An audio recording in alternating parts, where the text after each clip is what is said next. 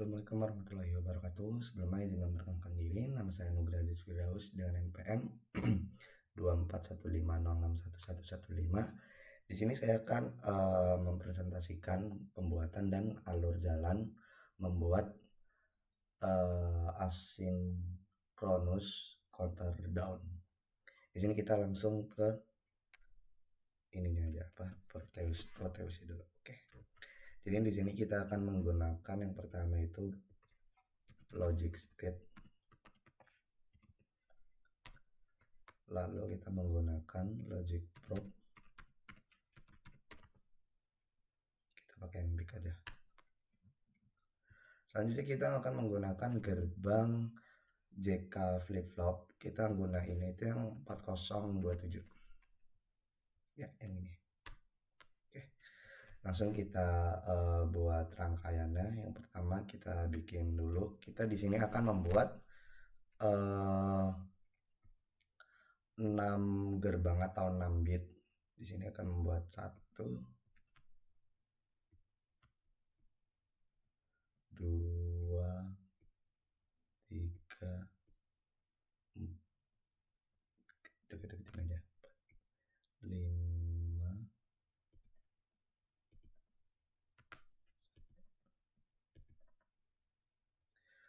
5, dan yang terakhir itu ditaruh kita sini aja, sini jadi.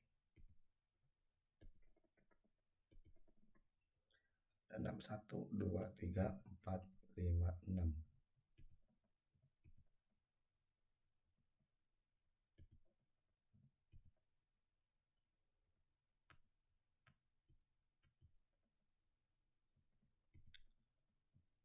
Ya, setelah kita udah isi 6 gerbang, di sini kita menggunakan logic state itu untuk clocknya, karena kalau misalkan kita pakai clock yang kotak atau pakai yang ini, sebentar saya cari. Kita menggunakan yang ini, dia akan gantinya itu otomatis, tidak bisa dikontrol oleh kita sendiri. Selanjutnya kita akan menggunakan logic probe itu berupa 6 juga, karena outputnya itu akan sejumlah dengan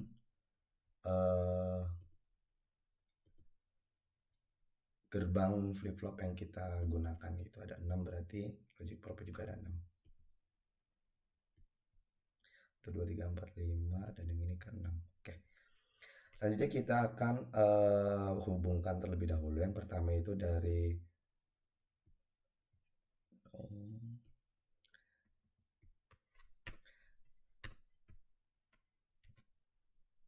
sebentar, yang pertama itu kita hubungkan dulu dari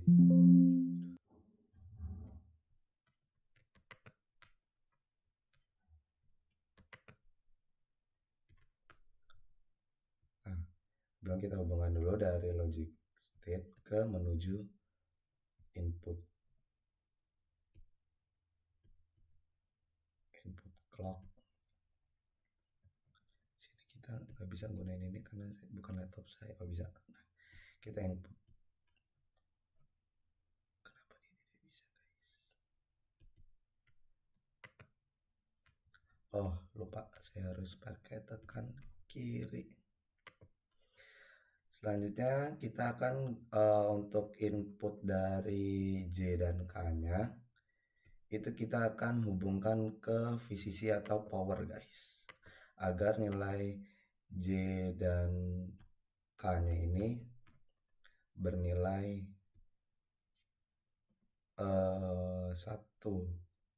Sebelah mana?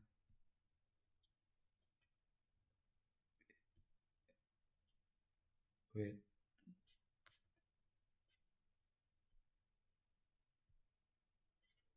Sebelah mana ya? Oh, ini. Nah, kita akan hubungan di sini. Nanti kita juga akan hubungan di sini. Di setiap gerbang atau flip flopnya kita akan gunakan 1 buah power untuk setiap J dan K-nya. Sini dan yang terudah.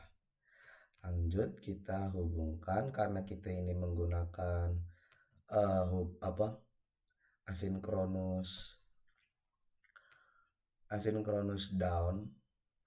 Jadi kita akan langsung ke sini, setiap outputnya itu akan menyalurkan uh,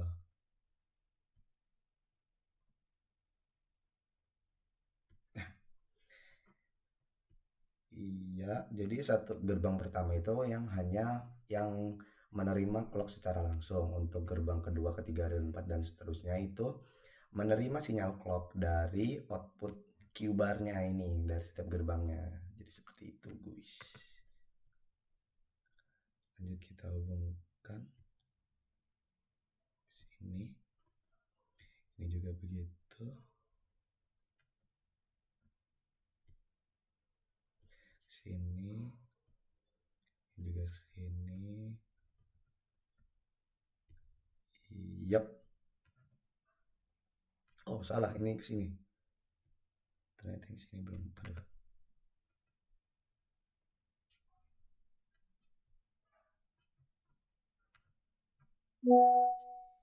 Aduh, sorry guys, ada WA.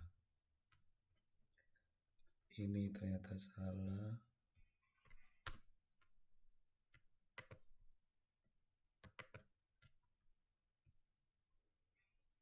Ini kita sedikit ini aja biar agak bisa masuk dia. Nah,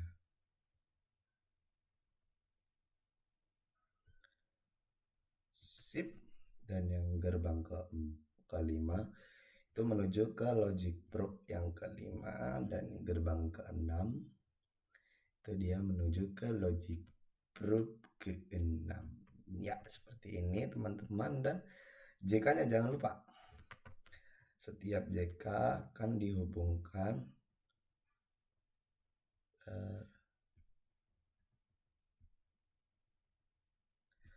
power J dan K-nya.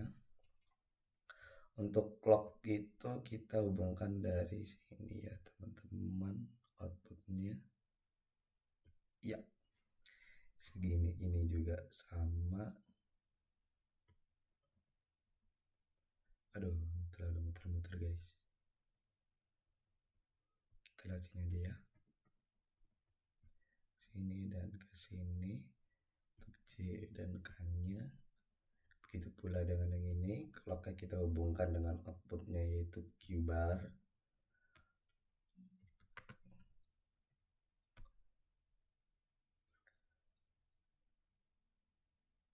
Oh, ada kesalahan sedikit ternyata teman-teman. K-nya ini ternyata terlalu nyambung. Harusnya dia tidak ada K-nya. Dia tidak menyambung dengan K.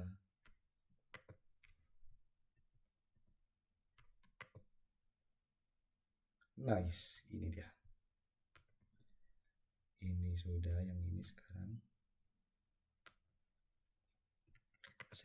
Harusnya kita hilangkan. Aduh. Kita delete. Wah, ini juga sama. Ada kesalahan teknis tadi. Setiap gerbangnya.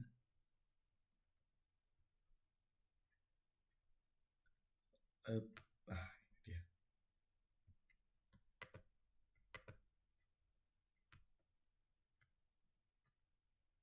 Susah sekali guys karena tidak ada mouse saya lagi dipinjam sama kakak saya.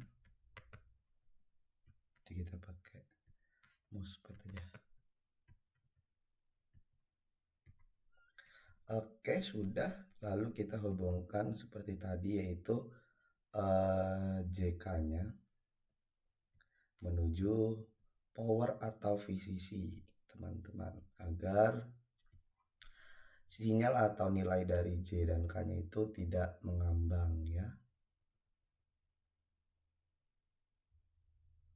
Ini biar agak kelihatan kalau J-nya itu masuk ke sini juga ya, gini.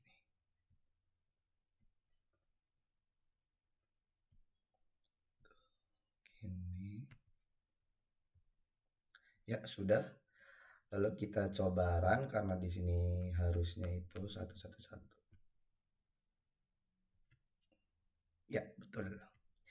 Karena di sini kita asinkron, maka kita untuk membuktikan atau menurunkan itu kita menggunakan rising edge, dimana kalau kita misalkan 1, dia akan terjadi